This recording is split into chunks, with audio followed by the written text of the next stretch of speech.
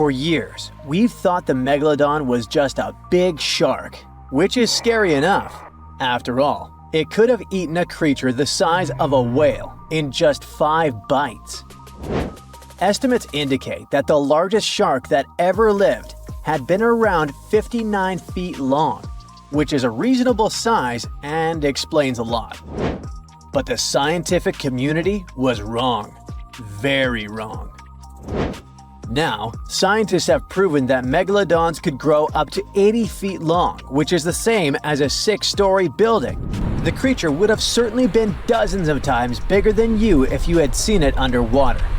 These giants ruled the ancient oceans between about 20 million and 3 million years ago.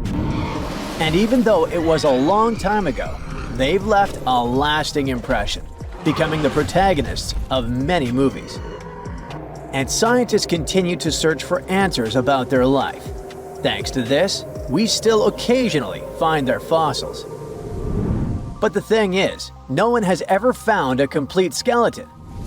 All we have are scattered vertebrae, a few scales, and, of course, those massive, razor-sharp teeth. The most complete piece we know of is a 36-foot section of a megalodon's spine. It was once part of the trunk of the animal's body. So, to assess just how big the megalodon was, experts compared its fossils to more than 150 species of sharks, both those that are alive and those that have gone extinct, to get the most realistic result possible. If the megalodon had had the proportions of a regular shark, it would have had a 6-foot head and a 12-foot tail. It would have also stretched 54 feet from nose to fin. But these measurements are way off the mark. The largest megalodon vertebra ever found is 9 inches in diameter, which makes it 3 inches larger than the largest vertebra of a typical shark. And if we follow these proportions, that megalodon was a whopping 80 feet long. To better understand how giant this is, just think of 2 school buses lined up end to end. For a long time, it was very common to think that the megalodon was just a giant great white shark. And it makes sense, right? I mean, both would have had large, terrifying, serrated teeth. But that was another completely wrong idea. Now, we know that megalodons were actually much more slender and aerodynamic than the modern great white shark. Their body shape was built to cut through the water with much less resistance, minimizing the effects of gravity in the sea, letting them glide effortlessly through the ocean. Now, if Megalodon wasn't just another great white shark, what other animal of the same species was it most similar to? Surprise! In fact, it had more in common with the modern lemon shark. This species has robust and powerful bodies, 2 large dorsal fins, and blunt snouts, which makes them really fast and agile hunters, like prehistoric predators. In other words, while thinking about the megalodon, you can imagine a giant, turbocharged lemon shark. This is the most modern comparison of the megalodon with another animal, unless scientists find a complete skeleton of the ancient shark. But it's not common to find complete shark skeletons. They're rare because they're actually made not of bone but of soft, coated cartilage, like the stuff in human noses and ears. Their teeth are the boniest part of their bodies, and it's the reason why we've found so many of them. Yet, a complete skeleton is like scattered puzzle pieces to us. There's no solid bone to hold these pieces together, so the whole thing is very vulnerable to falling apart. Still, it's actually possible for an entire shark skeleton to survive. In these cases, very specific natural phenomena have to come into play. The skeleton needs to get buried super fast in mud or sediment, free of any kind of scavengers and away from ocean currents. Otherwise, it simply disintegrates before it can fossilize. Interestingly, although the sea is the home of these animals, it is possible to find their skeletons on land too. Millions of years ago, a big portion of today's dry land was submerged, teeming with marine life. Then, in certain places, sedimentary minerals and specific biological conditions of the seabed allowed the fossilization of sharks in marine rocks. Today, those are desert rocks that ensure the preservation of shark fossils. But in any case, searching for a shark tooth in a desert is like looking for a needle in a haystack. But finding an entire fossilized skeleton embedded in a rock is like hitting the jackpot. Another unexpected discovery is that these prehistoric sharks were not born small and cute like regular baby sharks. A newborn Megalodon could reach almost 13 feet in length. That's more than twice the height of the average human. Imagine a shark the size of a boat from the moment it's born. Now, although we don't have all the information about the giant of the seas, it's a fact that it's one of the most famous animals in pop culture worldwide. Not only has it inspired several movies, but some people also insist that the Megalodon is still alive. Scientists say it's not. The Megalodon didn't survive the test of time, and it would be impossible for such a giant creature to dwell in the seas without us noticing it. First, it was a super predator. It hunted whales, dolphins, and other large marine animals. If the Meg was still around, its presence would completely change the balance in the oceans. It would have huge impacts on marine ecosystems, regulating populations and influencing the size and behavior of the ancient shark's prey. A good example is whales. They wouldn't have grown so big if the Meg still hunted in the oceans. This only happened because there was no super predator in the way. If the giant shark was still in our oceans, species like the blue whale would be tiny, as they would need to develop and adapt to be able to escape constant attacks. The lives of the workers of the sea would also be completely different.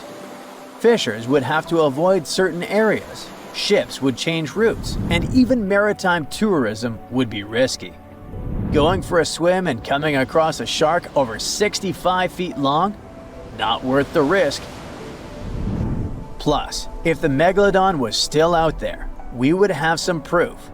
Commercial fishing catches millions of sharks every year, and a monster of this size would not go unnoticed. Not to mention that with all of today's technology such as drones, satellites, and submarines at our disposal, someone would have already recorded an encounter with this living legend. By the way, most sharks, like most fish, are cold-blooded. But the reality for Megalodon was different. This giant was able to keep its body warmer than the surrounding ocean.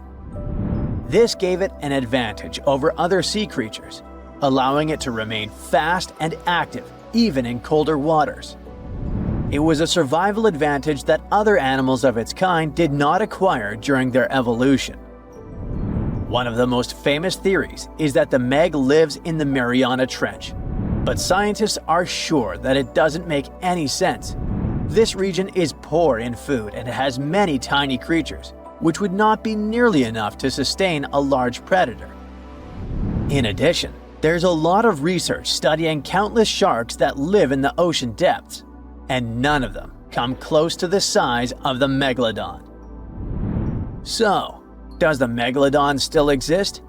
Definitely not, but that doesn't mean it isn't any less mysterious and fascinating. If you could dive right into the mysterious darkness of the ocean depths, who knows what you'd come upon? Legends that are hundreds of years old mention some giant sea monsters hiding deep down below the ocean waves, like the Kraken, the Loch Ness Monster, the Hydra, Leviathan, and so many more.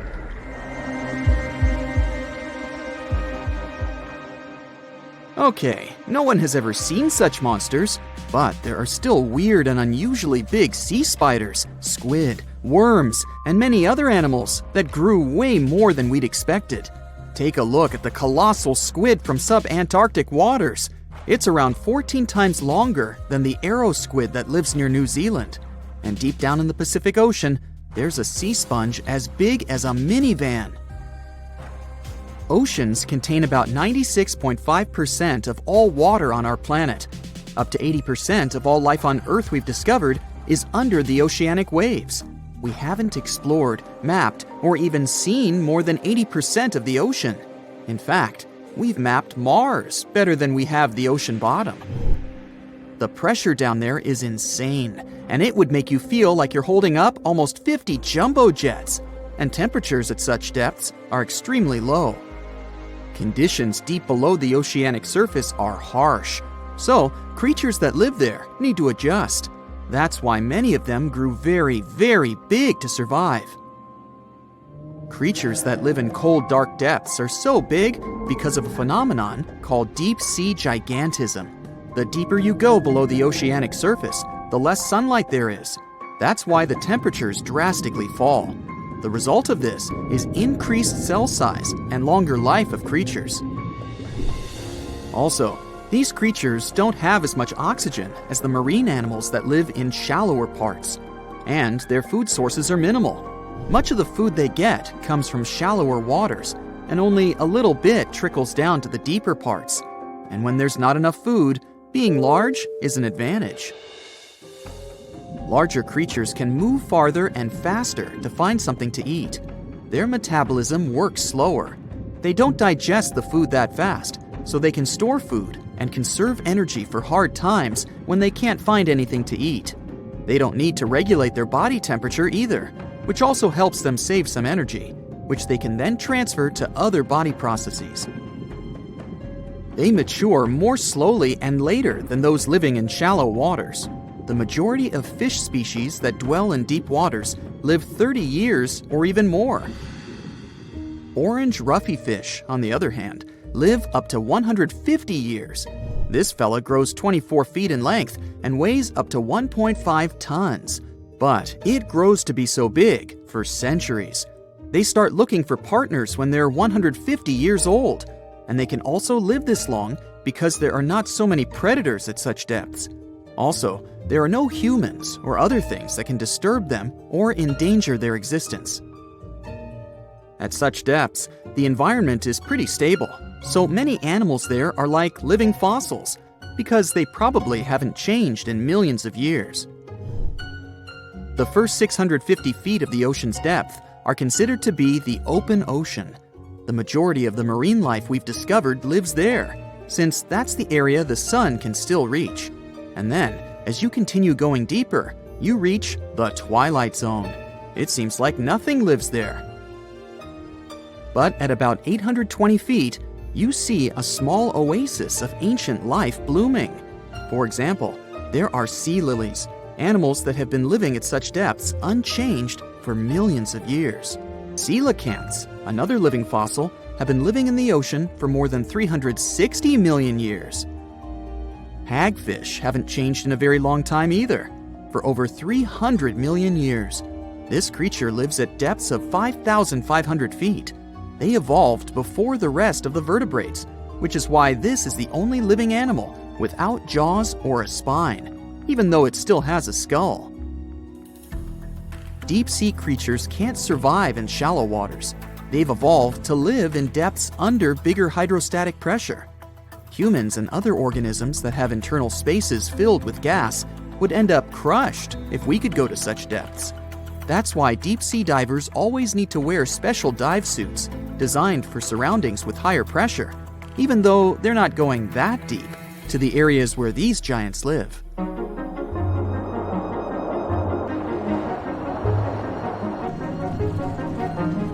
But near Antarctica, you can see gigantism way closer to the surface, like giant sponges, sea slugs, sea spiders the size of a dinner plate, worms, and even some enormous single-celled organisms.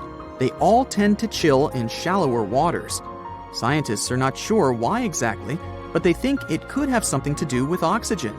Giant species use just a little oxygen, and the waters around Antarctica are pretty rich in it, which means there's hardly any limit to these animals growing bigger and bigger. Back to deep-sea creatures. As mentioned, they had to adjust to strong pressure, so they almost don't have any air gaps in their body at all. They're mostly water-based, and since water is incompressible, which means it's not something you can compress. It helps them stay unaffected at such high pressure. But because of all that, if they were to go up towards the surface, they'd probably swell up, maybe even explode. Just look at the blobfish, the one that takes the title of the ugliest animal in the world. It looks normal deep down below the surface, where its natural habitat is.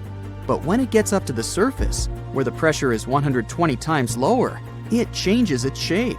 The blobfish doesn't have a skeleton or muscles, so without high deep sea pressure, it ends up being all floppy and saggy. The dark oceanic depths are not just scary to watch, but to listen to as well. In 1997, scientists were trying to find underwater volcanoes located off the South American coast. During their travels, they recorded one of the loudest noises ever registered. It was pretty weird, too. It was so loud, even sensors from more than 3,000 miles away managed to pick it up. They later called it the bloop. It took them 15 years to conclude the sound came from an ice quake. That's when seismic activity breaks frozen ground.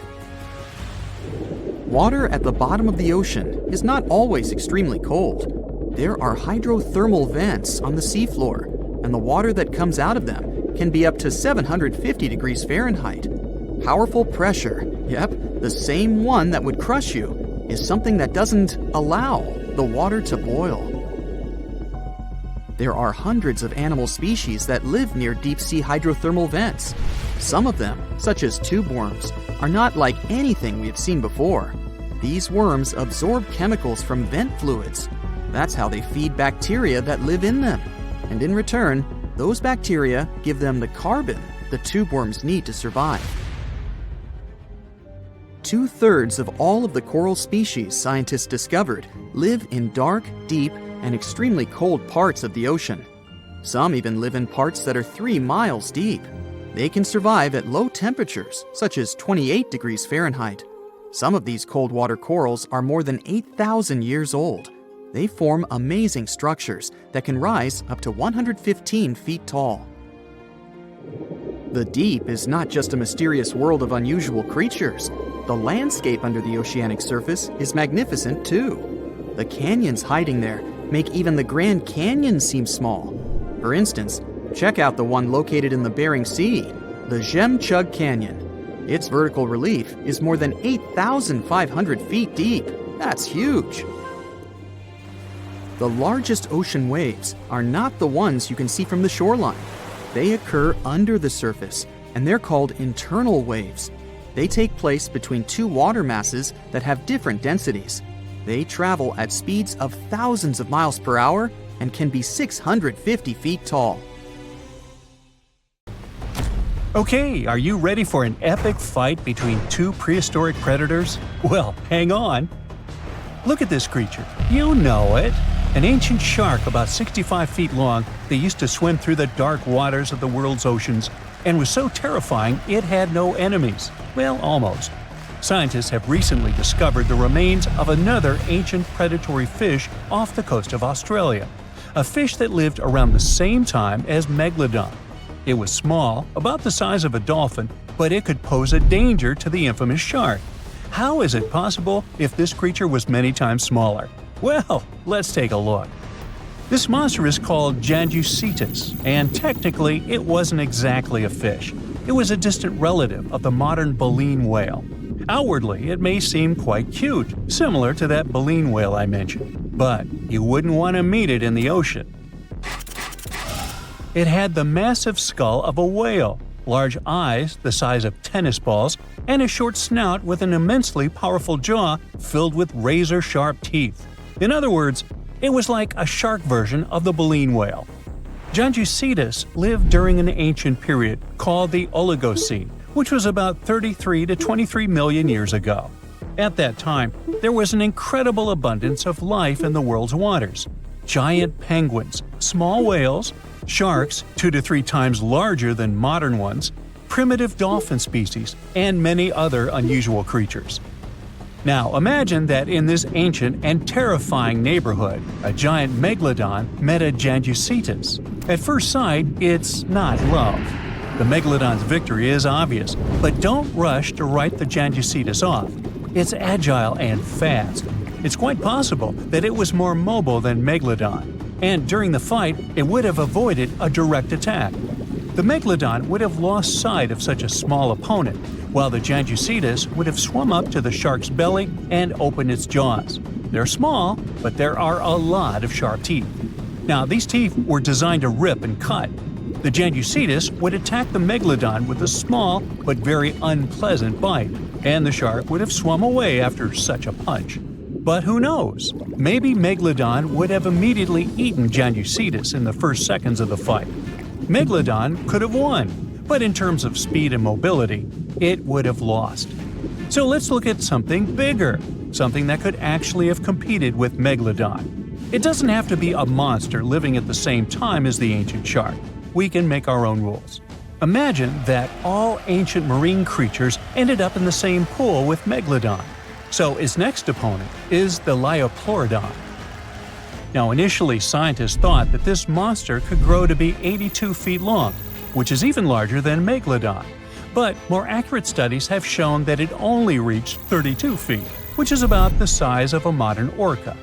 The Liopleurodon lived in the waters of Western Europe around 160 to 155 million years ago and shared territory with other dangerous reptiles such as ichthyosaurs and plesiosaurs. Yes, it was smaller than them, but it had one big advantage.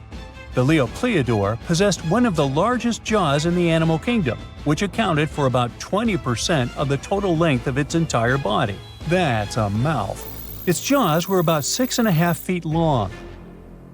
A huge, toothy mouth the size of an adult basketball player filled with smooth and dagger-sharp teeth, ideal for cutting steaks and peeling ammonite shells.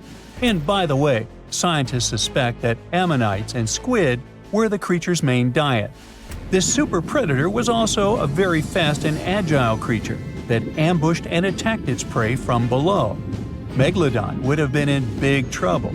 The grip strength of a Liopleurodon would surely be more powerful than that of Megalodon.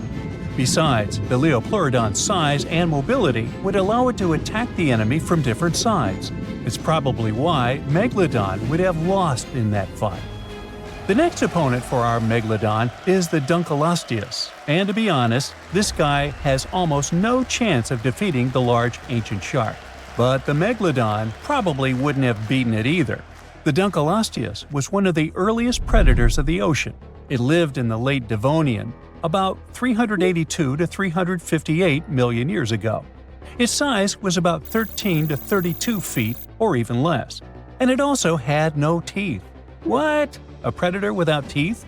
How did it survive in a dangerous prehistoric world?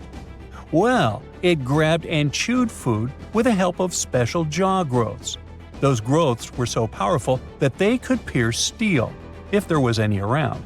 In a sense, these were not teeth, but bones. Okay, let's say the Megalodon grabbed this predator by the belly and it couldn't do anything with its growths. But the problem is that the Megalodon would have hardly done anything either, because the Dunkleosteus was a heavily armored fish. Just look at this shell. It probably limited its mobility, but it provided incredible protection. This monster felt like a big stone in the teeth of the Megalodon. It's unlikely that the Megalodon would have wanted to chew this stone. It would have spit it out, and both predators would have gone about their business. We've got a draw here. And now, the final match. Here's the next opponent. You see anything? Is this enemy invisible? What's happening? Ah, there it is. Meet the Telemonstrum. It's a tiny ancient monster, just 11 inches long. Huh? What can it do to a giant shark? Next to the Megalodon, the Telemonstrum is like a box of matches compared to a human. But if the Megalodon had had a developed brain, like people do, it would have been very scared of this creature and would have immediately swum away. Many people scream and run away in fear when they see a creepy insect crawling or flying, or when a mouse runs across the floor. Some of us jump on the couch in horror. Not all of us, but some. The Megalodon would have jumped out of the water like a dolphin if the Telemonstrum had charged at it. Just check it out. It looks like an underwater bike with a long trunk with a jaw at the end. And these handlebars, where you would put your hands to control your bike, are the eyes. It's like the eyes of a hammerhead fish, only thinner and longer. The body of a squid, cuttlefish fins, snail eyes, and a toothed proboscis. This is a horror movie character. Scientists say it probably hunted jellyfish, small fish, and shrimp. And it didn't chew the food, it licked it like ice cream. Obviously, it's not an opponent for the Megalodon, but it's still a creepy monster. Well, what would have happened had it really started a fight with a Megalodon? It would have been difficult for the ancient shark to find it. It would have been unlikely to catch this tiny monster in the mouth, and the Telemonstrum wouldn't have been able to do anything to the Megalodon either. However, I can think of one strategy. The creepy creature had a long trunk. What if it had just swum under the Megalodon's fin and started licking it?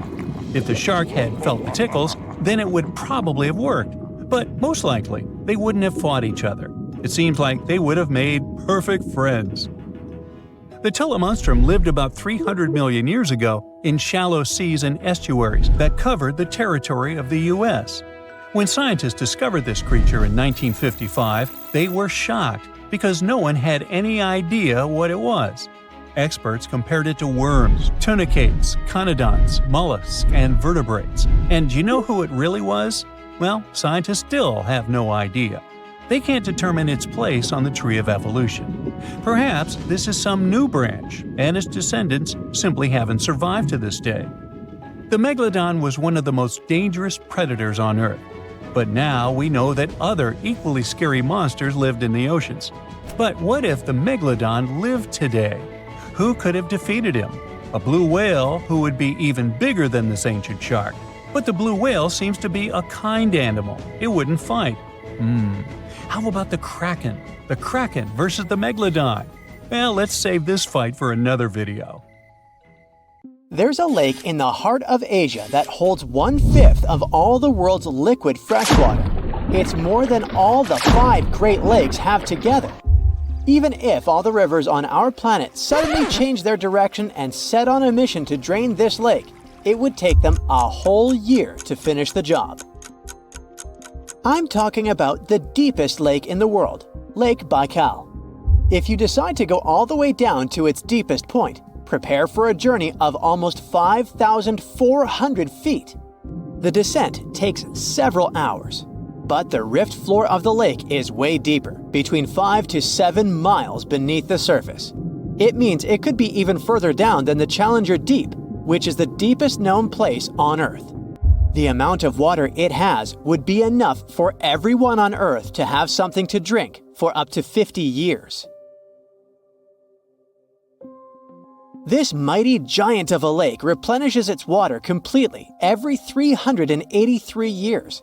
Baikal has a great delivery crew of over 300 rivers and streams, bringing their waters right in. And only one river flows out of Baikal, the Angara, which is headed straight for the Arctic Ocean.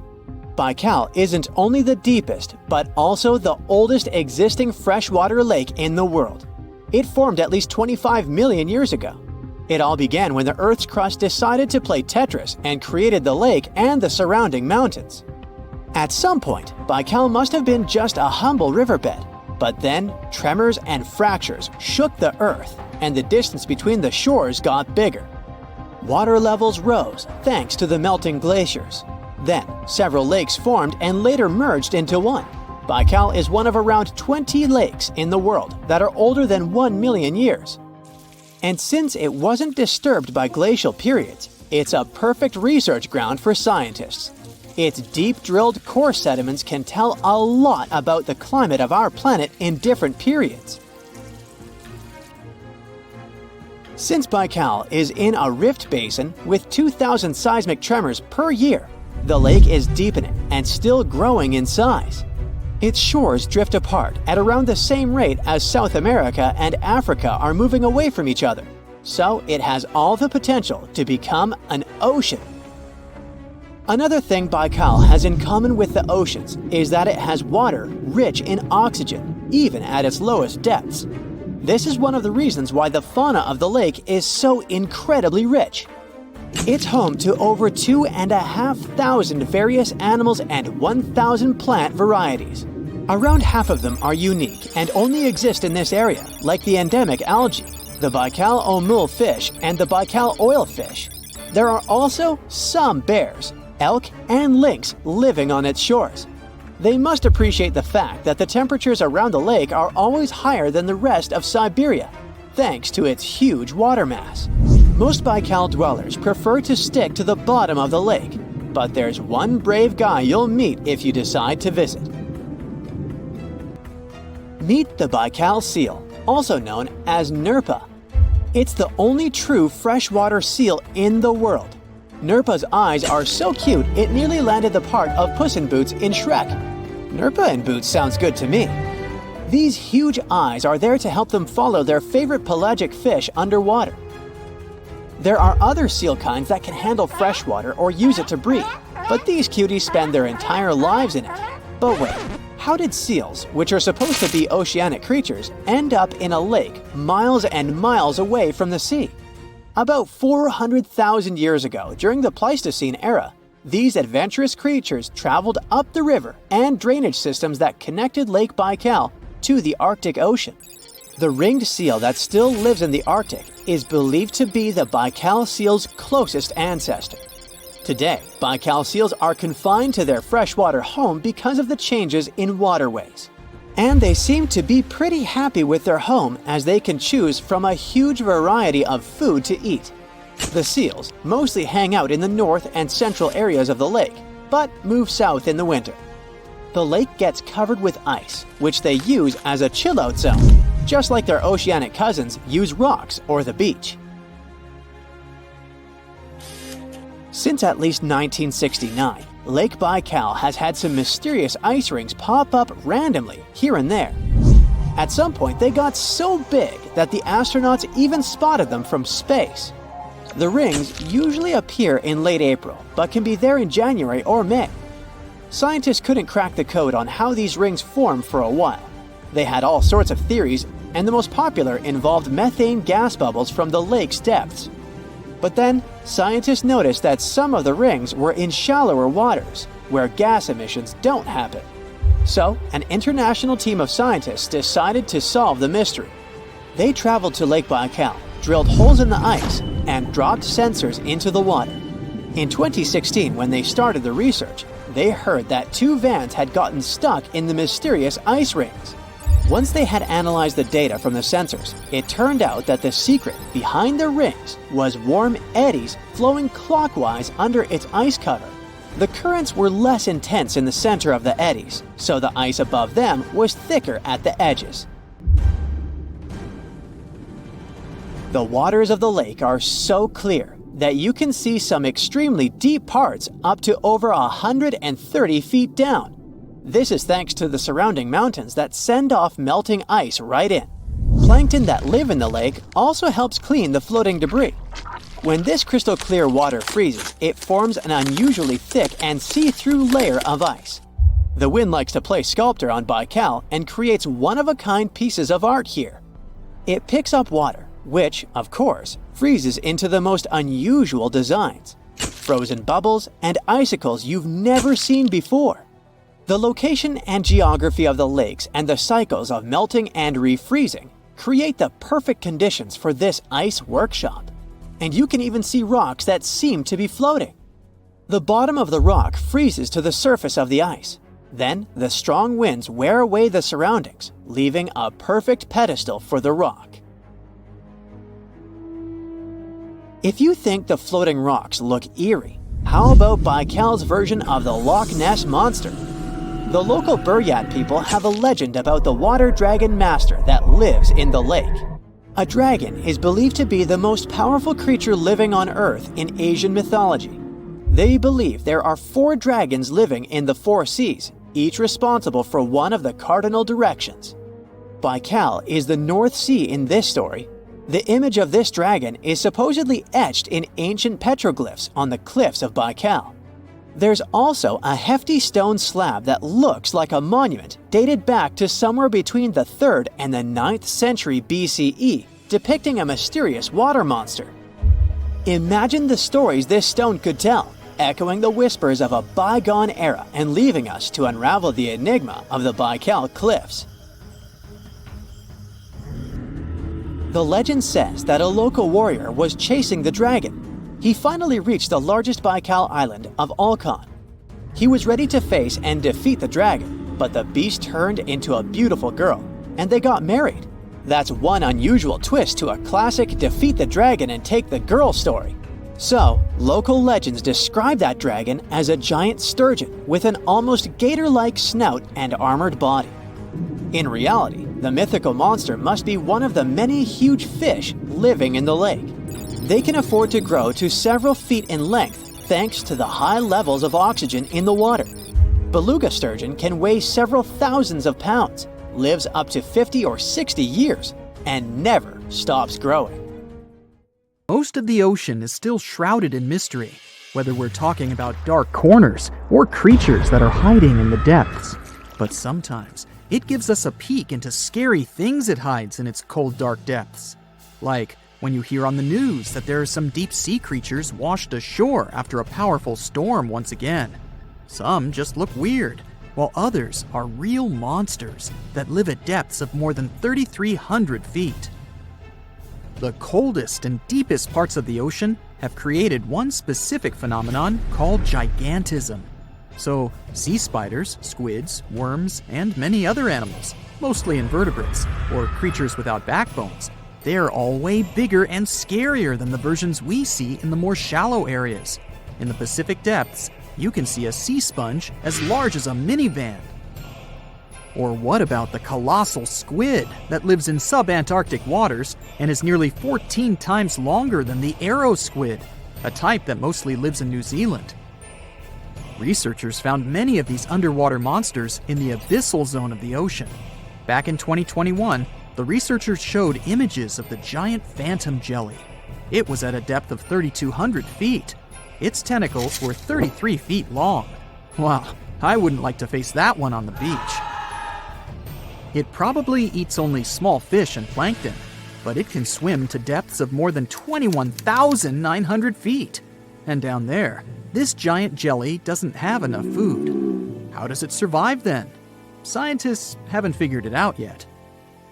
And there are even more questions related to the giant squid, the biggest one ever found. This monster is 43 feet long, with a weight of nearly a ton. Imagine if those tentacles would grab your car, or something like that. They would smash it like it was a toy. There's no light in the abyssal zone. Sun rays just can't penetrate that deep. So there's no algae or underwater plants there. Local animals mostly eat snow. Marine snow is not like the regular one you build a snowman with. It consists of any small flakes or remains that fall from the surface of the ocean. Maybe even some leftovers that animals up there couldn't eat. So it's not much.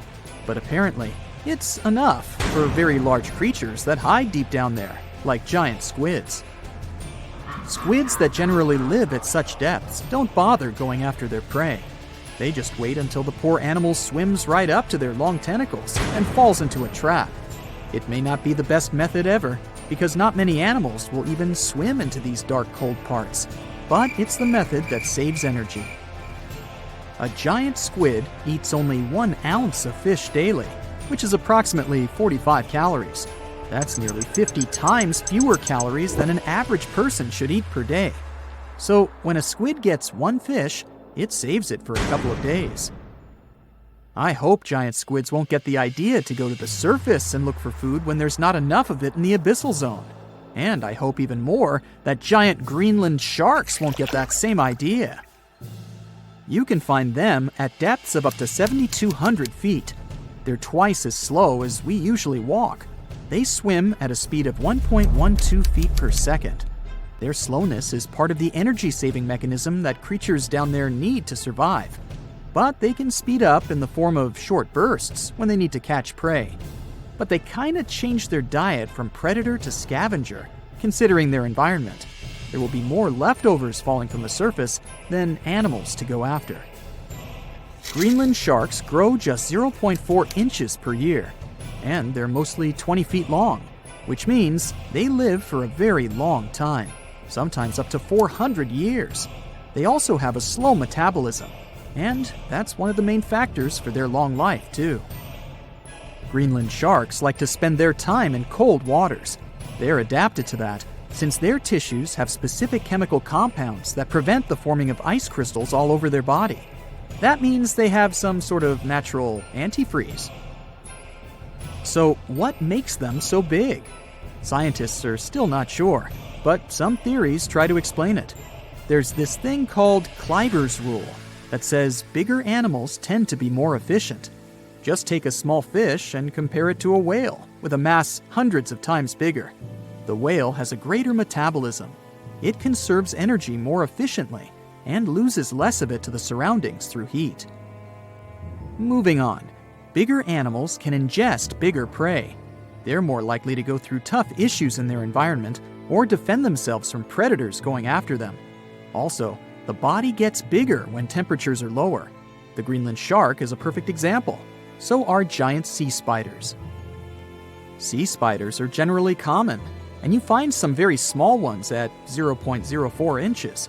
But in deeper parts of the Antarctic, they become 3-foot-long giants. They grow so big because the cold water has more oxygen.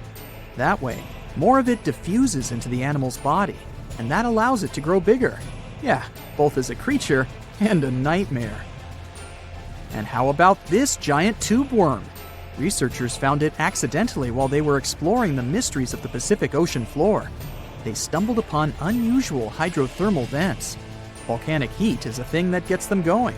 As water seeps down through faults or cracks in the rock, these vents change their direction. When the water gets out of the vent, it's rich in different minerals and chemicals. Most animals wouldn't survive being around this toxic soup of chemicals, but not these tube worms. They came as a true surprise, because not only are they not bothered by these toxic vents and the almost boiling temperature of the water, but they developed entire ecosystems there. They're unique because they don't need sunlight to survive. Instead, small bacteria are their main source of energy. That bacteria gets their energy directly from these toxic chemicals. So it's not photosynthesis, but a process called chemosynthesis. And these tube worms don't have mouths. These bacteria live inside them. Strange story, huh? Plus, these scary worms reach up to 8 feet. Giant isopods are no better either. They lurk at the depths of the ocean of 1,640 feet or more below, far away from the sunlight, looking like some monstrous wood lice. They spend most of their time on the seabed, hoping to find some food falling from higher levels of the ocean. Check out their small hooked claws at the ends of their legs. Isopods use them to remain more stable while moving around the ocean floor. Since there's no light, they have long antennae that help them feel their way around. These sensory antennas are about half the length of their body. Giant isopods have pretty big eyes compared to their body size, too. They can grow over 12 inches from head to tail. And these fellas are really patient. Remember how we said animals down there rarely get food? Sometimes they need to wait for years to get a proper meal. That's why their metabolism is amazingly slow. 5 years later. They can go for 5 years without eating anything. Imagine that. I get hungry just talking about this. In 2006, a biologist did research to compare the differences between the shallows and the deep sea regions. He realized the deep sea mirrors the island rule. First, isolated parts of land develop biodiversity you won't find anywhere else. Second, small-bodied life there grows much bigger when it's isolated, compared to life on large land masses. Resources are limited, but also competition and predators. And we don't know much about these deep-sea creatures. It's too expensive and too complicated to carry out such research. So we'll just wait for more raging storms to show us at least part of the monstrous world cold ocean depths hide. So imagine stumbling upon a creature so huge it could dwarf even the largest known marine animals today. Scientists discovered the fossils of this beast on England's coast and believe it once ruled the waves. The new species was named Ichthyotitan severnensis, but thankfully for me, scientists nicknamed it the Little Stock Monster. Its estimated lengths range from 72 to 85 feet long, almost as big as a blue whale. Megalodon can't even compare to this. It was only about 60 feet long. And what's crazy is that this fossil we found wasn't even an adult, so who knows what their actual size was. The first piece of the Little Stock Monster was discovered in 2016 in the Westbury Formation. Researchers found a 3-foot-long jaw part that belonged to an unknown species. For years, this single fragment had been driving them crazy because they had no idea what that animal was. Then, in 2020, a miracle happened, of sorts. A father with his 11-year-old daughter found the second piece of fossil on a beach. This discovery led to more findings. Finally, in 2022, the last piece of the literal jaw puzzle was found, buried along the Somerset coast. This leviathan belonged to the Shastasaurid family. Both the Little Stock Monster and other Shastasaurids had one ancestor, so all the species in this family are super similar to each other. For example, all of them were the largest marine reptiles ever to exist. Although our Little Stock Monster is much larger, most Shastasaurids could grow up to only 69 feet long, and it's possible that the Little Stock Monster, when fully grown, would reach up to 100 feet or even more. Both of their bodies were just perfect for cruising the ancient seas. These marine titans were elegant and slender, with an elongated snout. Other marine animals at the time were smaller and looked more like dolphins. Shastasaurids had long paddle-like limbs adapted for efficient swimming. Their skulls show large eye sockets, which means they had excellent vision. If you were in the ocean, no matter what time it was or where you were hiding, they could spot you. They were also incredibly fast and could dive to great depths.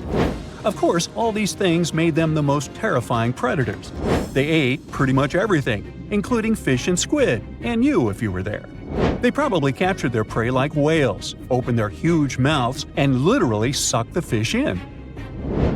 What made the Little Stock Monster especially scary is that it wins in the jaw competition. For other Shastasaurids, their jaws were a bit weaker, so they hunted smaller fish, kind of like today's orcas.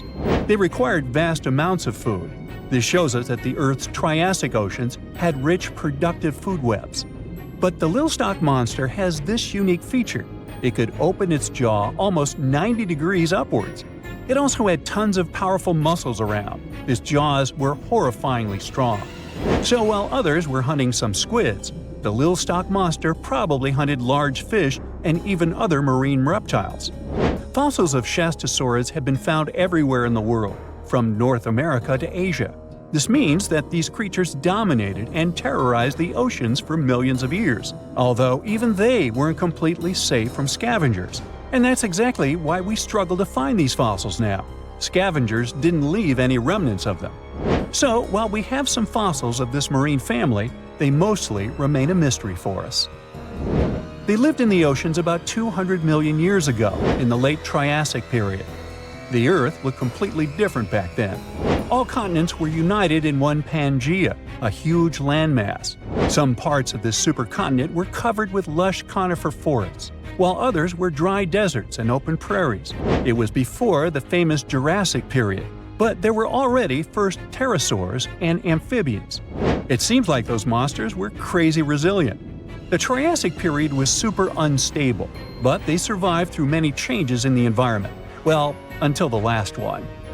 The Triassic extinction came out of nowhere. It was one of the Earth's big 5 extinction events. It wiped out almost all species on the planet, including these leviathans. It's still not clear what happened exactly, but it looks like there was a huge tectonic activity. Volcanoes in the oceans were going crazy back then. These massive volcanic eruptions have probably altered the climate and ocean chemistry, leading to the extinction of many species. Scientists have a theory that it might have happened because there was a rain of comets flying to our planet from the Oort cloud. This likely happens about every 200 million years or so. I wasn't around then, so I'm just guessing here. In any case, after the extinction, the Earth took some time to recover. Then it entered the famous Jurassic period. More terrifying sea monsters were on the way. One of them left us a colossal skull. This fossil is 150 million years old, and it also belonged to a sea beast from Jurassic times. They called it the Sea Rex. The name is very fitting. This monster could have broken a car in half with one bite. It was also discovered accidentally. A fossil enthusiast was walking along the Jurassic coast. This place is famous for having tons of ancient fossils, all because of the erosion in stormy weather. Typically, people find small spiral fossils here. However, this time, he discovered a giant sea monster fossil. Excited, he contacted scientists. They arrived at the spot right away and then had to carefully climb down a cliff to search for the rest of the skull. This fragment alone is 6.5 feet long. Turns out it's a newly discovered species of pliosaurs, giant predators of the ancient seas. Pliosaurs were among the largest marine predators ever. Some of them grew up to 40 feet long. They used their huge teeth to snatch and devour prey, including other reptiles. Well, at least those creatures are far gone. But what about the horrors that still live in our oceans? Recently, biologists discovered the world's longest animal, the one that's still alive to this day. They found it off Australia's coast, on the Gascoyne coast, a very mysterious and unexplored place. There, underwater vehicles stumbled upon a frightening 150-foot-long siphonophore. That's twice as long as many blue whales and 3 times as long as a humpback whale. Doesn't it kind of look like one of those toy string worms? But this creature isn't friendly at all. It's a string-like deep-sea predator. What's even more scary is that this isn't actually one creature. It's a colony of small clones working together as one.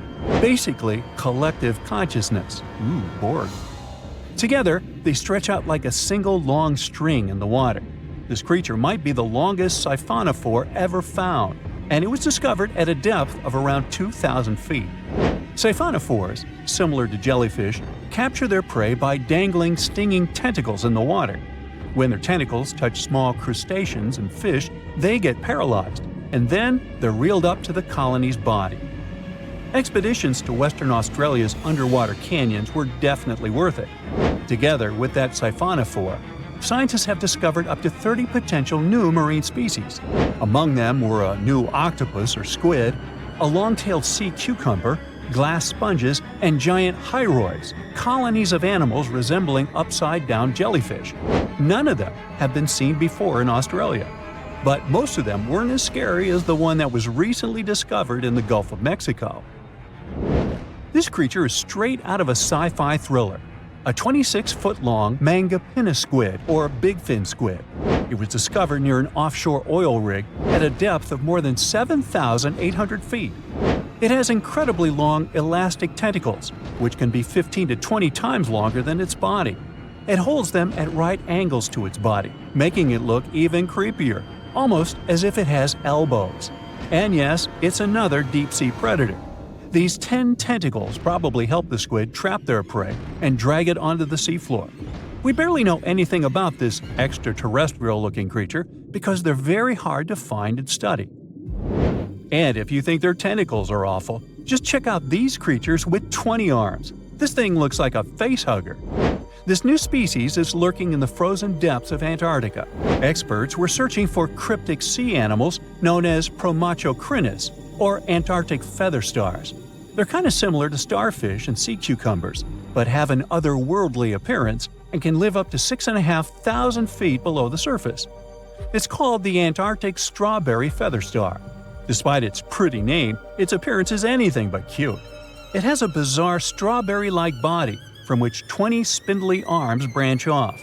Its coloring ranges from purple to dark reddish, and the arms all have different lengths and thickness. Who knows how many more of such scary creatures we'll discover in the future?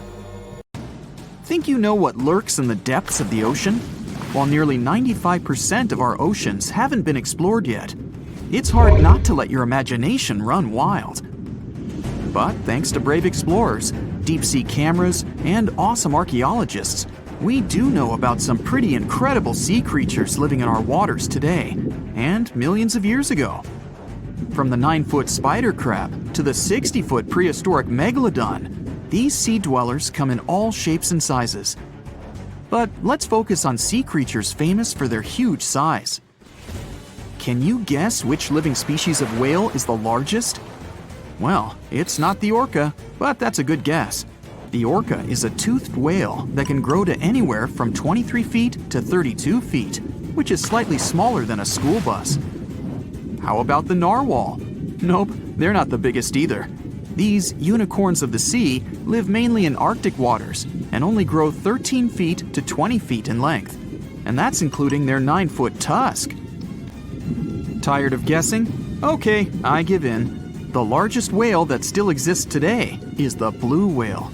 At a jaw-dropping 82 feet to 105 feet, the blue whale is not only the biggest whale we know of, but is currently the largest animal to have ever lived on Earth. Seriously. These animals are bigger than a T-Rex, and even the prehistoric Megalodon. If you were to put a blue whale next to a school bus, it would look like it could swallow it. Think about that. According to National Geographic, a blue whale's tongue can weigh the same as an elephant. And their hearts can weigh as much as a car. That doesn't even sound possible. It's no wonder these giants need to eat about 4 tons of krill every day. While there aren't too many animals living today that can compete with the blue whale's epic proportions, there is an entirely different species that is a good contender, and it's not quite what you would expect. It's a jellyfish. No, I'm not talking about the little jellyfish that wash up on the shore and ruin a perfectly good day at the beach. I'm referring to the lion's mane jellyfish, the biggest jellyfish around. This invertebrate can grow up to 120 feet long. They also come in different gorgeous colors like red, purple, or even shades of orange. As if their length wasn't impressive, the lion's mane jellyfish boast a whopping 8 sets of 70 to 150 tentacles. That means they can have up to 1,200 in total. And here's the giant oceanic manta ray, the largest type of ray in the world. Their wingspan can be longer than a bus. These guys can reach 30 feet in length. They also have the biggest brain compared to body size among all fish. Unlike their stingray cousins, mantas don't have venomous tails. And while the lion's mane jellyfish and the blue whale are yet to be beaten for the longest sea creature, there is one marine creature that can grow even larger in length. The Portuguese Physalia physalis, tentacles and all, can reach a length of 165 feet long, and that's according to mentalfloss.com. While this thing may look a lot like a jellyfish, it's actually known as a siphonophore, and there are hundreds and sometimes thousands of them that are genetically identical.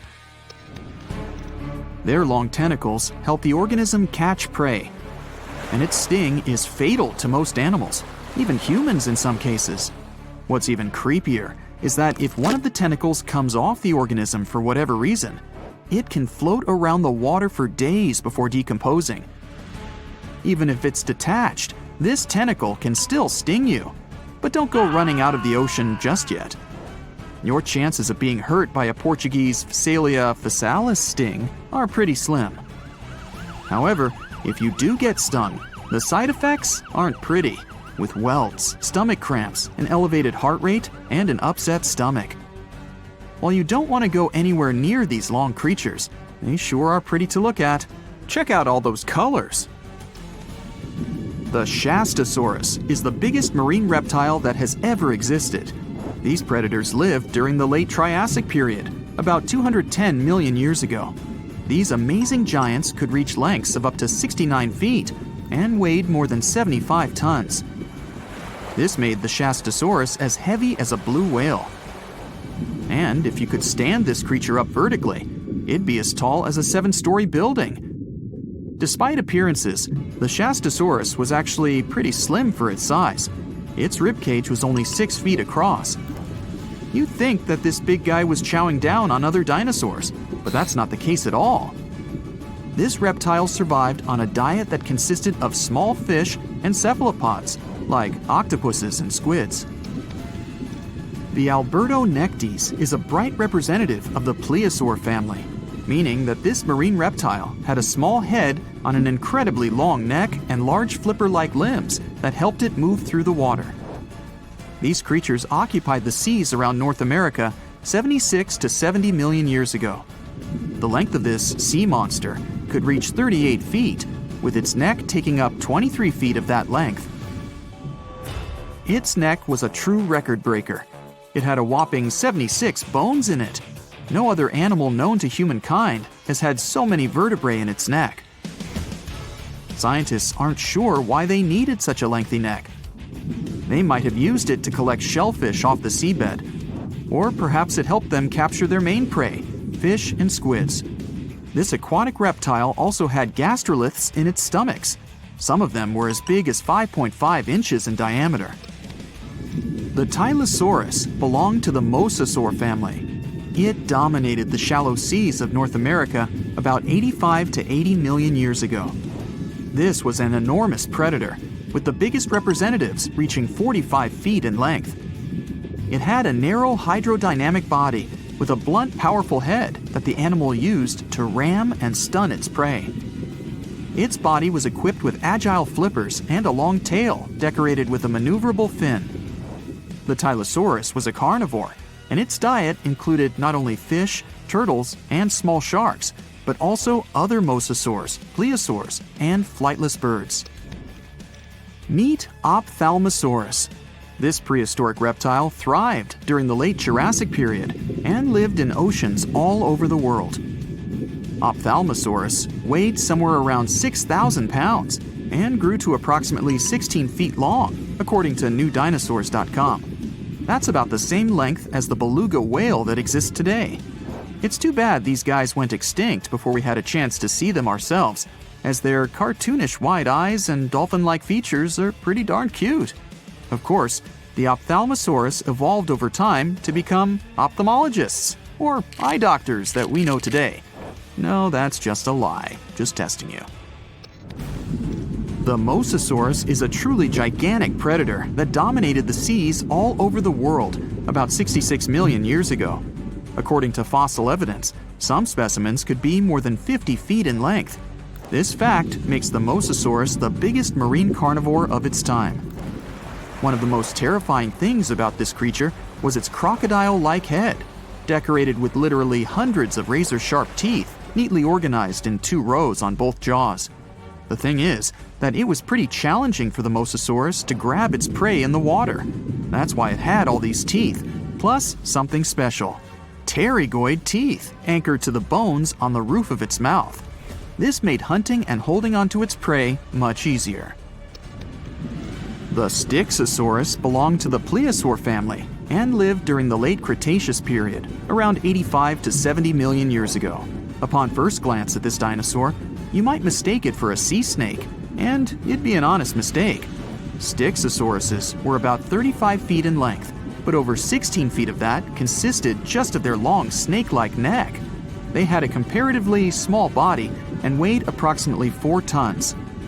Their mouths were full of razor-sharp cone-shaped teeth that they used to catch fish.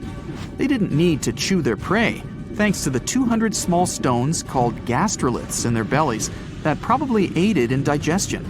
At the same time, some scientists believe that the Styxosaurus used these stones to sink to the ocean bottom in search of particular types of fish. Looks kinda like Nessie to me. It's a perfect summer day. You're relaxing on the beach, dipping your toes into the cool water, when suddenly, bam! A 56-foot aquatic nightmare rockets from the waves. It's the size of 2 London double-decker buses, sporting about 60 razor-sharp teeth, including bonus chompers on the roof of its mouth, because why not? This aquatic beast isn't picky about its diet either. Sharks? Turtles? Other sea monsters? Yep, they're all on the menu. Meet the Mosasaur, a group of marine reptiles that ruled the oceans millions of years ago. If you've seen Jurassic World, you'll recognize them as the stars of that epic moment when a massive creature leaps out of the water to snatch a great white shark like it's sushi.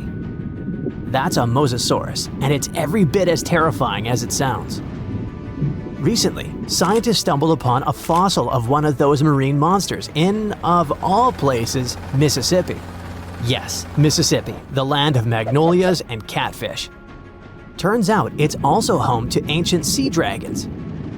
This discovery was a happy accident. A team of geologists was mapping the terrain in east-central Mississippi when they noticed something strange poking out of the ground. It wasn't a rock or a seashell. It was a vertebra, and a massive one. In fact, it was so large it barely fit in the hand of the scientist who found it.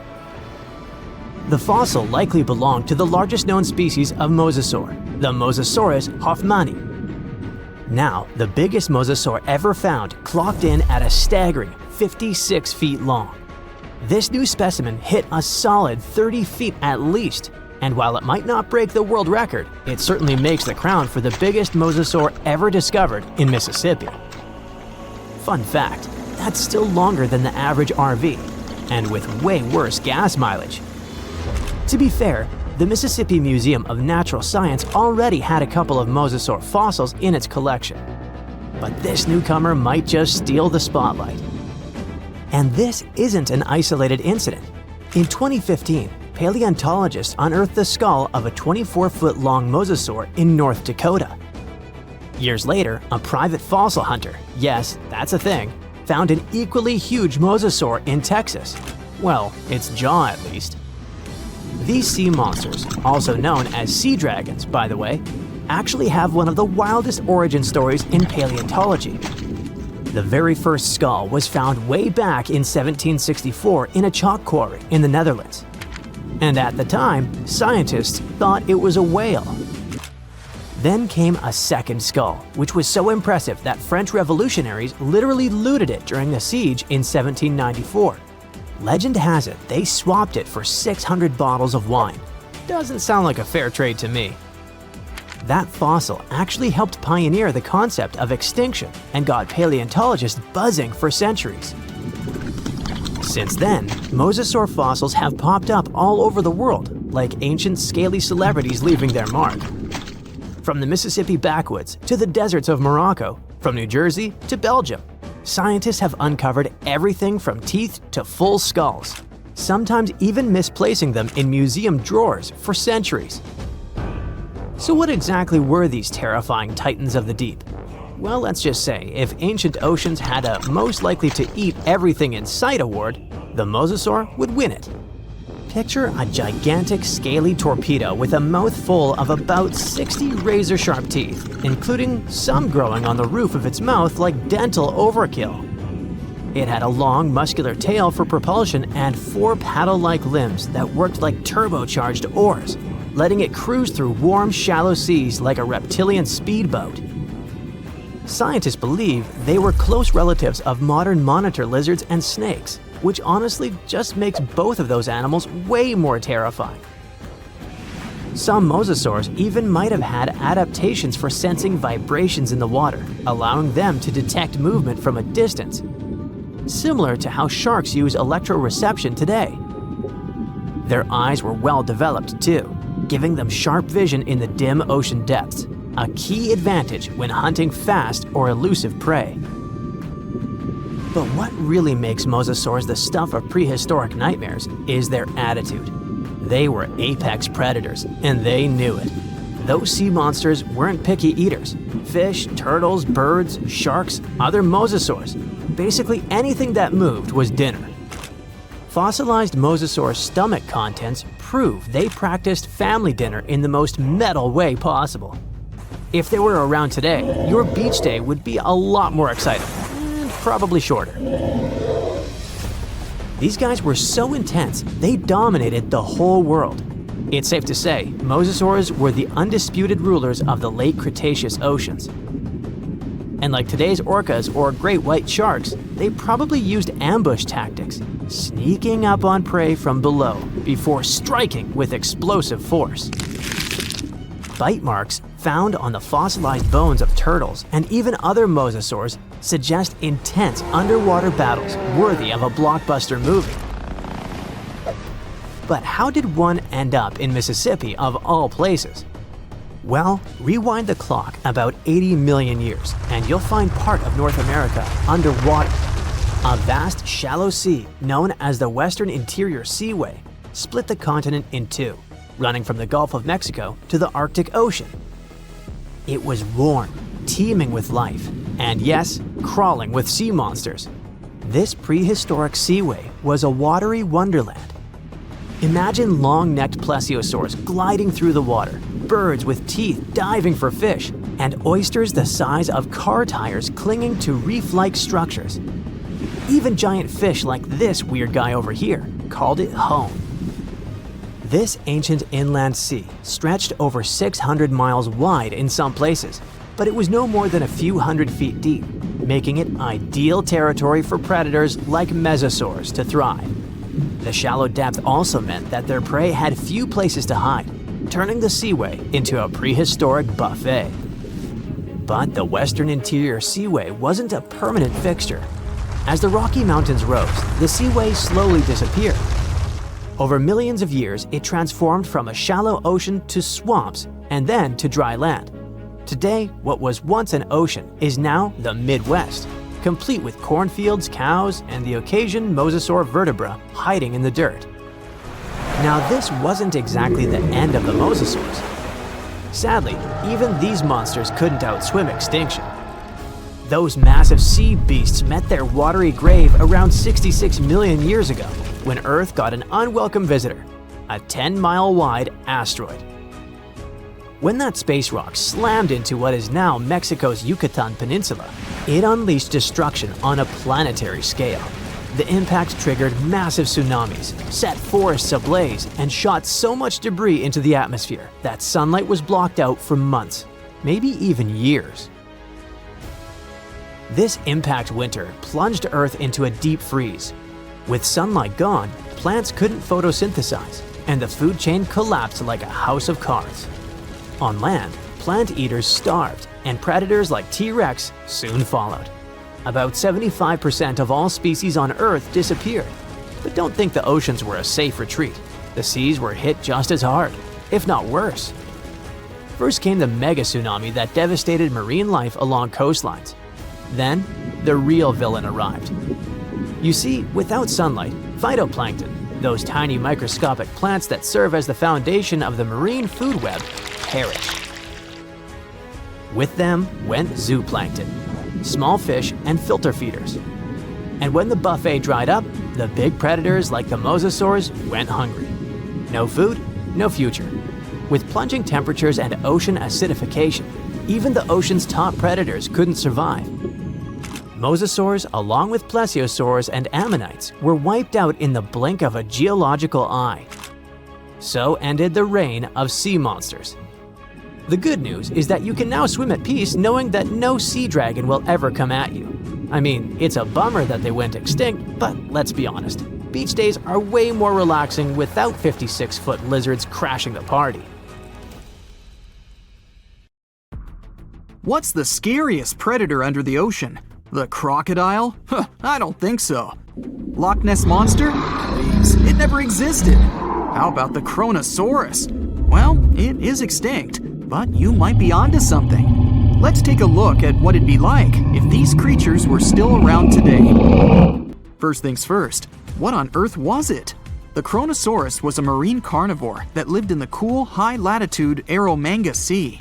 It covered vast areas of inland Australia between 90 and 120 million years ago, during the early Cretaceous period. Near-complete fossils of the creature were also found near Colombia, which is a country that has a noted connection to prehistoric reptiles and turtles. This fact makes it extremely possible that the monster I'm about to describe existed worldwide. You might have heard saurus and thought, oh, it's a dinosaur. But these were actually reptiles. They were the largest member of the Pliosauroidea family, referred to as plesiosaurs. Fossil evidence suggests they weighed over 20,000 pounds and were roughly 30 feet in length. Just to put that in perspective, the longest crocodile ever measured was a saltwater crocodile by the name of Lolong from the Philippines. It was 20 feet in length and weighed just under 2,500 pounds. And that's still 10 feet shorter and incredibly lighter than the average Kronosaurus, making the crocodile seem like nothing more than a glorified goldfish in comparison. Despite its terrifying length, the most physically daunting feature of the Kronosaurus was its head. Its skull was about 8 feet long, which was actually proportionally large given the size of its body length. Anything that was unfortunate enough to end up inside the Kronosaurus's mouth may have been given false hope. After all, the teeth of the beast weren't actually that sharp. On second thought, I take that back. I wouldn't feel confident around a toothless snake, let alone being inside the mouth of this monster. But it's true that the Kronosaurus's teeth weren't sharp, especially when compared to other carnivorous reptiles, such as crocodiles and alligators. The teeth of this prehistoric sea creature were instead conical. This means that they were cone-like in shape. Unfortunately, this lack of sharpness didn't make them less dangerous. The teeth were enormous and could be up to 12 inches long from the crown tips to the bottom of the roots. This obviously meant that the Kronosaurus had an extremely powerful bite. It was estimated to be up to 30,000 newtons, which is almost twice as powerful as the bite of a large saltwater crocodile. Because of the bluntness of their teeth, they weren't suited for twisting their prey once in their grasp. But the size and shape of the teeth made them perfect for simple open and shut biting. They would have had no problem crushing hard objects such as the toughest of shells any sea turtle could offer. Just like crocodiles, the Kronosaurus is believed to have had a short neck. This may have been an adaptation to allow the beast to successfully catch small evasive animals. Their body, in general, was fusiform and streamlined. This means it was narrowed at both ends and had very little resistance to the flow of water. The Kronosaurus was also equipped with 4 paddle-like limbs. The hind limbs were larger than the front ones. They could span approximately 7 feet in diameter. All in all, this set the Kronosaurus up to effortlessly propel itself through the waters and be an ultimate predator. Predator X, if you will? That's the name that was given to the fossil of a creature discovered near Svalbard, a Norwegian island group, in 2009. The fossil was identified as a 50-foot-long, 100,000-pound monster with a bite force of 33,000 pounds per square inch. This might be the highest bite force of any known animal. Although Predator X is yet to be classified as any specific type of animal, it was definitely a plesiosaur like the Kronosaurus. And even if it wasn't Predator X, the Kronosaurus was still most definitely a ferocious titan when it roamed Earth's oceans. The Kronosaurus actually got its name from the Greek mythological figure of Cronus, the father of Zeus. Cronus was viewed as a titan from a generation of super powerful beings. So what was it that the Kronosaurus, this terrifying monster, actually feasted on to satisfy its appetite? This creature was known to eat sea turtles, squid, and other larger marine reptiles of that time, such as elasmosaurids and ichthyosaurs. This suggests that if crocodiles existed in the realms of the Kronosaurus, they too might have turned into lunch for the beast. There's evidence from the fossil remains of the Kronosaurus that suggests that they also feasted on sharks, which I know is a disappointment to those of you who view that beast as the king of the ocean. Not when the Kronosaurus was around, my friend. In any case, grounding all kinds of food into small pieces to help digest them would have been difficult without small teeth. This explains the presence of rounded stones found in many of the remains of these sea creatures. Researchers believe these stones may have been swallowed to control buoyancy or to help process food. It's also entirely possible they were accidentally swallowed while feeding on other animals from the seafloor. As if the Kronosaurus even needed to be a meanie with its already existing power and size, there's also evidence to suggest that it indeed might have been. It turns out that after using all its impressive attributes to catch its dinner, the Kronosaurus first liked to play with its food, like a cat does with a mouse. I guess since the hunt was so easy for them, they needed to get their fun from somewhere else. Well, I think now you should have a good idea about these creatures. So let's ask ourselves what it would be like if they were still around today. And by the way, why aren't they? Well, the Kronosaurus was completely finished off by the same KT meteor that took out the dinosaurs 66 million years ago. But even before this catastrophic event, they were coming under increased pressure from an even bigger and more vicious family of carnivorous marine reptiles known as mosasaurs. You can't always be a top dog, I guess, or rather, top marine reptile. But what if this never happened, and they were still roaming Earth? Well, this might be obvious, but can you imagine what kind of impact that would have on sea tourism? Based on the impact that famous movies about sharks and killer whales had, what do you think the presence of a Kronosaurus in the ocean would do to beaches? The very creature that would eat sharks and whales for breakfast. Beaches would certainly become a great place to go for a quiet walk, because nobody else would even be there. And what about such activities as boating, surfing, and scuba diving? You think anyone would dare try them, knowing that this 30-foot beast could be lurking beneath them? Let's give humans some credit and assume most of them wouldn't. This would cripple the global sea tourism industry, which is responsible for earning roughly $143 billion every year. Just to make sure this shocking point hits home, the most expensive yacht to ever roam the ocean was called the History Supreme. Its master bedroom was believed to have a statue made of T-Rex's bone and a wall made of meteorite rocks, as well as a 24-karat gold panoramic wall aquarium. Anyway, this yacht was worth nearly $5 billion, meaning you could buy 38 of them with the money lost in potential damages to sea tourism caused by the Kronosaurus. I'm sure that the yacht's owner was happy the beast never made an appearance in their luxurious aquarium. So luxurious, in fact, that some people believe the History Supreme, reportedly owned by some business genius from Malaysia, never even existed. Rumor has it that it was simply an elaborate hoax fabricated by the supposed designer. Anyway, I don't think the trouble would just stop there. People could actually be in serious danger, regardless of being near the ocean or not. No, I'm not about to tell you that this thing would grow legs, adapt to living on land, and start picking us off one by one. At least, I hope not. I'm just going to point out the damage that the Kronosaurus would inflict through its devastating impact on sea trade. In America, ocean transit accounts for 76% of national trade. On top of this, more than 100 vital pharmaceutical products originate in the sea. I'll also state the obvious and point out that the ocean is a huge food source for us humans. The presence of the Kronosaurus could have a great impact on our relationship with the ocean, something we usually take for granted.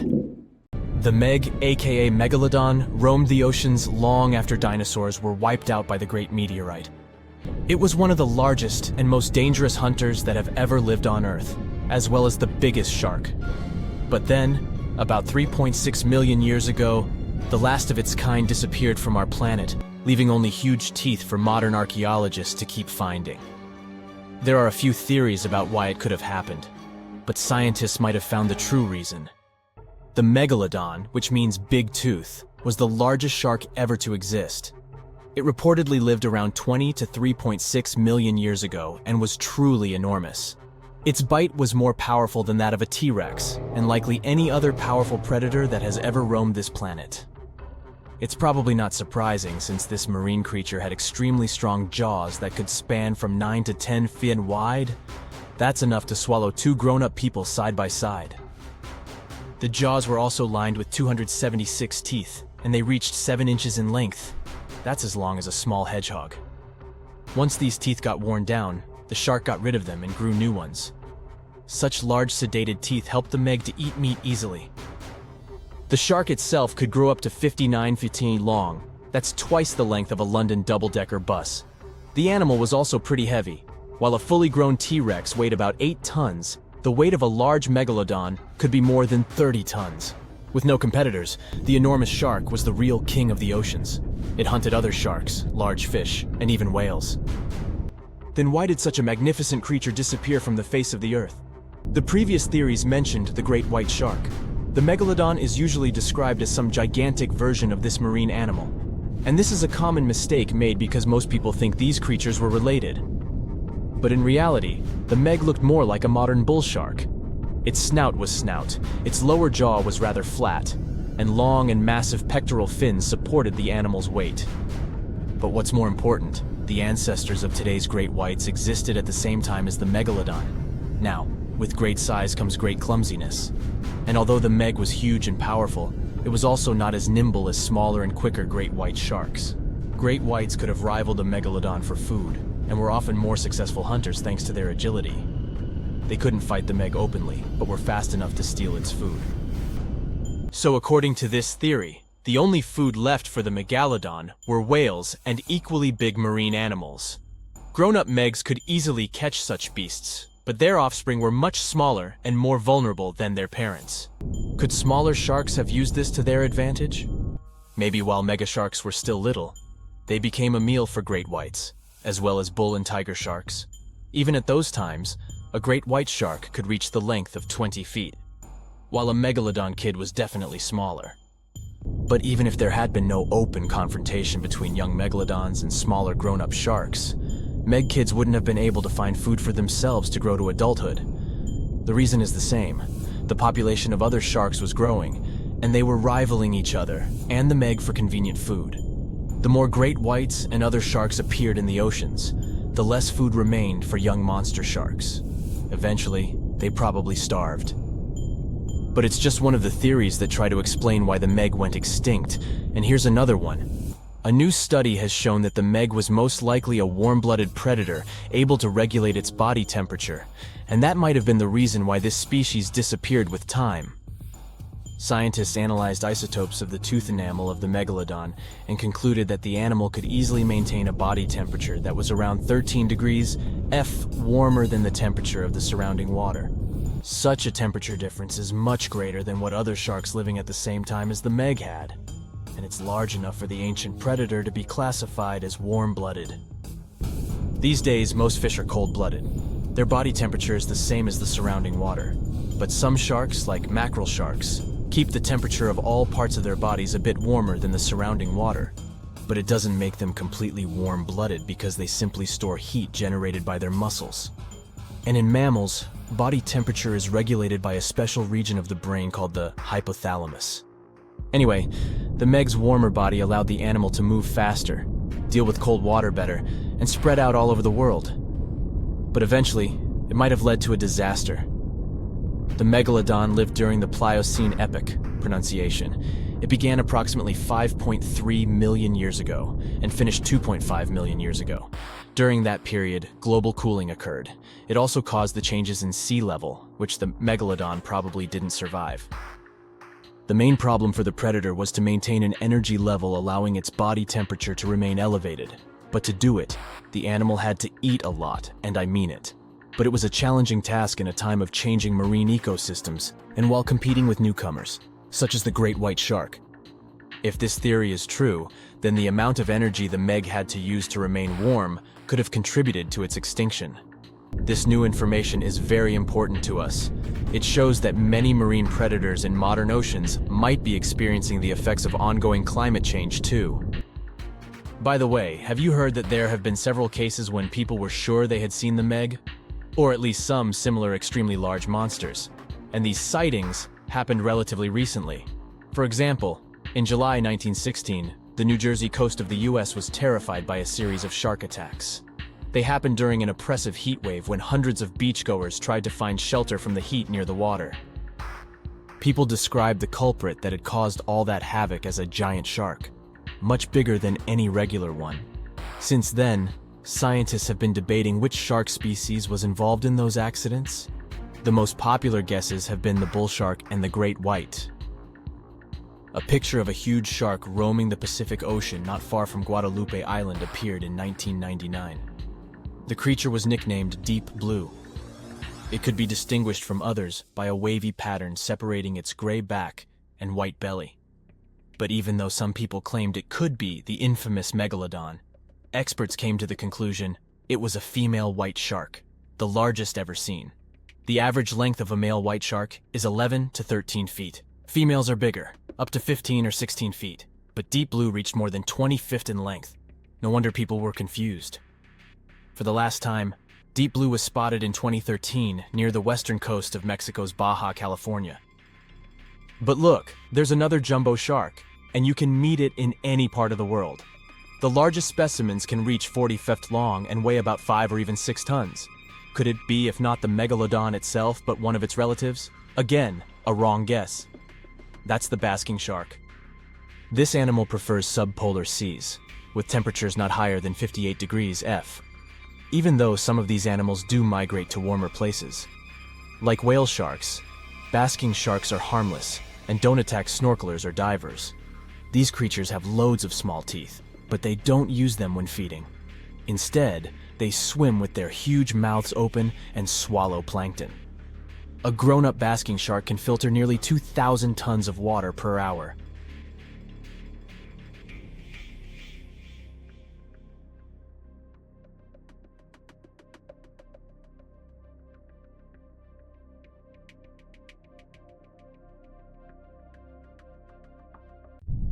It was one of the biggest creatures ever to roam the Earth. It was longer than your average school bus and could easily weigh more than 10 elephants combined. But where did it live? How did it end up having this size? And most importantly, why is it extinct nowadays? Let's find out. The Megalodon was the largest predator ever known in our planet's history. In terms of its location, the Megalodon lived practically in all waters on our globe, except near the poles. The reason why there were no Megalodon teeth found in Antarctica is probably that the gigantic creature adapted to only warm tropical and subtropical waters. The younger ones liked to keep to the shores, while full-grown adults preferred coastal areas, but they could easily move into the open ocean as well. How do we know the Megalodon was so widely spread? We can only presume, based on the fact that they discovered the most northern fossils off the coast of Denmark and the most southern in New Zealand. The discussion of how the Megalodon got this size is still open in the scientific community. They recently found out that not all the specimens from this fascinating species reach the same huge size. This has to do with a little something called the Bergmann's Rule, which says that the temperature of the surrounding environment affects the animal's body size because they either need to conserve or shed heat. The megalodons that reach cooler waters probably needed more body weight to make sure they survived in low temperatures. On the contrary, those living in warmer waters had to be smaller to avoid burning up. But what did this enormous fish look like? Most modern depictions show the megalodon resembling an enormous great white shark. But well, it seems it may not necessarily be correct. The megalodon likely had a much shorter nose and a flatter jaw that looked almost squashed when compared with a great white shark. It also seems to have something in common with the modern blue shark: extra long pectoral fins. They needed these to support their weight and size while navigating the planet's waters. Lastly, the lady megalodons, seem to have been about twice as large as the gentlemen. As for their offspring, even a small megalodon was enormous, at least 6.5 feet from nose to tail. How do we know that? Because specialists have stumbled upon megalodon nursery habitats in Panama, Maryland, the Canary Islands, and Florida. Even the piles of used diapers were enormous. Nah, not really. Surely the scariest aspect of the megalodon's looks was its mouth. I mean, think about it. Megalodon had whales for dinner, so it obviously needed to open its mouth wide enough. Scientists have estimated that its jaw would span a mind-boggling size, 9 by 11 feet wide. Just to paint you a better picture, that means it could have easily gulped down 2 adult people side by side. Wait, which 2 adults? Those impressive jaws also feature 276 teeth. Based on modern reconstructions of the force of its bite, it looks like it may have been one of the most, if not the most, powerful animals of prey ever to exist. For comparison, humans can have a bite force of around 1,300 newtons. Today, great white sharks have been estimated to be able to bite down with a force of over 18,000 newtons. The megalodon tops all the records, with an estimated power of bite up to 10 times greater than that. It could basically crush a car with very little effort. Its teeth were also pretty amazing. Similar to sharks, the megalodon was fast in replacing its broken or worn teeth. With 4 or 5 rows of teeth in its mouth, it basically acted like a conveyor belt, growing back damaged or missing teeth within about 48 hours. This means that an adult megalodon probably would have grown several thousand teeth throughout its lifetime. It was nice of them to do that though, since it's probably one of the reasons why Megalodon teeth are so common in fossil records, and we're able to study them properly. To maintain its impressive physique, the Megalodon had to eat somewhere around 2,500 pounds of food per day. Can't wrap your head around that? Well, it was the equivalent of 1¼ cows per day to survive. That's like if you had to eat 3,300 cans of tuna every day. I've used the word Megalodon a lot, but have I mentioned where it comes from? When translated from Greek, it means giant tooth. Ah, those clever Greeks. However, this giant shark's full scientific name is a bit more complicated, Cretaceous Megalodon. But are these gigantic predators actually extinct? We tend to believe so, but let's be honest for a second. We've come to know more about the surface of Mars than the depths of our oceans. Like, we've only explored 15% of our oceans altogether. Who knows what may be lying out there in the deep? Maybe some ancient predators? The Mariana Trench is the deepest oceanic trench on Earth. The Challenger Deep, its deepest part, is so deep that you could dip the whole of Mount Everest in there and it would still be over a mile above the surface. That's deep. If a megalodon or two ever needed a place to crash, that would be a discreet enough location. However, the Mariana Trench is not a particularly comfy place to be in. Because it's cold and steeped in total darkness and all. The temperatures here are around 36 degrees Fahrenheit all year round. And to top it all off, the pressure is 1,000 times stronger than at sea level. So it's safe to assume that if any megalodon is hiding in here, its teeth and bones might not be looking so good. Because of the intense pressure here in the Mariana Trench, proteins and calcium start to dissolve and disintegrate. That's why, for example, the Haddell snailfish, the deepest dwelling fish we've discovered, has evolved to feature flexible cartilage instead of bones. To survive here, the megalodon would also need to learn to navigate in complete darkness. That means it would have to either become luminescent or evolve to grow massive eyes like the giant squid. While it may sound like an intriguing and good idea for a movie script, most scientists don't think it's possible. Why? Well, most of them say it's because of the megalodon's size. Most foods that megalodons like to eat live in shallow ocean areas and not in the deep, deep sea. Specialists believe that if these animals were actually still roaming our waters, there's no way we wouldn't know about it. They would need to come up for dinner every now and then, right? Their food is also the most likely cause of why the megalodon is not alive anymore. While some specialists believe the megalodon became extinct because of a drop in the ocean water temperature, most scientists suggested that the shifting food chain dynamics may have been more to blame. Why? Because at some point, there was less and less of its primary food source, baleen whales, and at the same time, the numbers of its natural competitors, like smaller predatory sharks like the great white shark and whales, increased. The megalodon did live on this planet a lot more than we did, and way back when we didn't even exist yet. They were here for nearly 70 times longer than we, modern humans, have, inhabiting the oceans for around 20 million years. Homo sapiens appeared around 300,000 years ago. The megalodon managed to survive for so long mostly because of its unbeatable size. I mean, they can make a meal out of almost everything in the sea at the time. We may think about both of them as prehistoric creatures, but the megalodons and the dinosaurs never coexisted on Earth. The dinosaurs probably died out about 66 million years ago. Megalodons seem to have appeared a bit later. That's because the oldest megalodon fossils we have yet discovered are from the Miocene epoch, which began 23 million years ago. So long, Meg.